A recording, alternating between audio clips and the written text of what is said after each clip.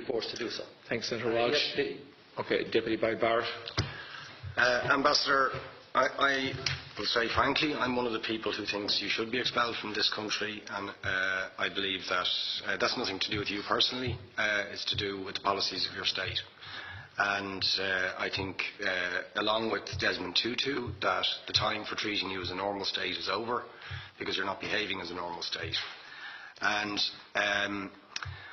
I just want to ask you questions, really, in relation to that contention. And I would just say, for the record, it certainly isn't motivated by anti-Semitism in my case. I mean, for example, when disgraceful attempts were being made to downplay the horrors of the Holocaust by people like David Irving, I brought a Jewish Auschwitz survivor to this city to organise meetings and get her on national television to remind the Irish people about the horrors of the Holocaust.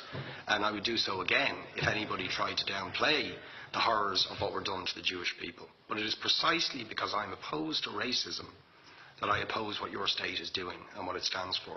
So I just want to ask you a few questions in relation to that. And I should also say, by the way, I lived for a year on Moshav Neot Hakikar in the Dead Sea in 1987, 2 weeks before the first Intifada broke out. That leads me to my first question. You have tried to cover over what you have done, the killings of innocent people in Gaza on 3 separate occasions over recent years, the seizure of Palestinian land and so on, by attacking Hamas.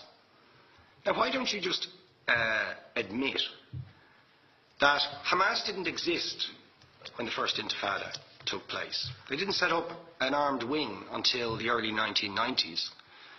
And that there was a reason that PLO were in Tunis at the time, exiled, effectively not present. But the ordinary Palestinians rose up because you denied them basic rights. I lived there. It was apartheid. It was racism. It was endemic. It was rotten. Absolutely, I was shocked within weeks of living there to see how you treated Palestinian people. And isn't it the fact that the law of return, which is the basic law of the Israeli state, is a racist apartheid law because it confers rights on Jews that it denies to Palestinians? It allows, for example, if I was Jewish and had never stepped foot in Israel, I could claim citizenship there tomorrow, but 6 million people whose origins are in what you now call Israel, who were forced out in 1947 or 48, do not have that right. Isn't that part of the reason why the Palestinians are in dispute with Israelis? Because you deny them the right to return to their homes and to their land and to their villages, and that they have a legitimate claim, even under international law, to return, but you deny them that right. Why do you deny them that right? And why do you give that right to other people who have no connection whatsoever with the land, whether you call it Israel or whether you call it Palestine? Why do you continue to seize land, if you're serious about Oslo and the two-state solution? Why do you continue to seize land, which under that agreement is land designated to be Palestinian land? 500,000 people, most of which has taken place since Oslo. You allow that to happen. Why do you allow it to happen if you're serious about giving this land to the Palestinians? It's absolutely extraordinary. And it just, are you not just taking us, Ambassador, for idiots? That you can say with a straight face, we're serious about peace, but while we're serious about peace, we're going to seize Palestinian land. And you expect the Palestinians to just sit back and do nothing about that. And the world to accept that that is an acceptable way to behave. And you asked earlier on, could we have some constructive solutions? Now you know what the Palestinian people have been asking for.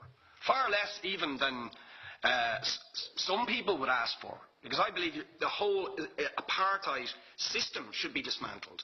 But what they've asked for is to lift the siege of Gaza.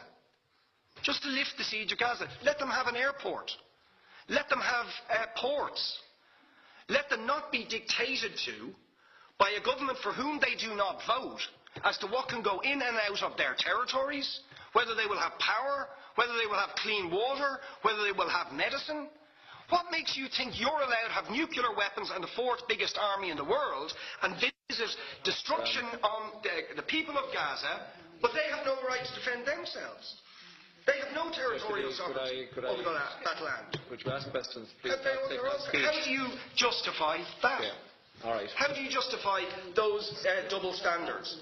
And very lastly, Ambassador. People like Bishop Tutu, Nelson Mandela, and I would certainly describe your state as an apartheid state, with different laws for people depending on their race or religion. Now, isn't that just the case that, for example, at checkpoints going into the West Bank, there's a channel if you're Israeli or European, and there's a channel if you're Arab? Just because you're Arab. If you came into Dáil Éireann and they stopped you and said, "Are you Jewish?" "Oh no, sir, you can't come in through the same entrance as Irish people or European people because you're Jewish," you would call that racism and apartheid. But yet you practice that. You practice that with your checkpoints and your military barriers and your apartheid wall. How can you justify that? All right, thank you. Last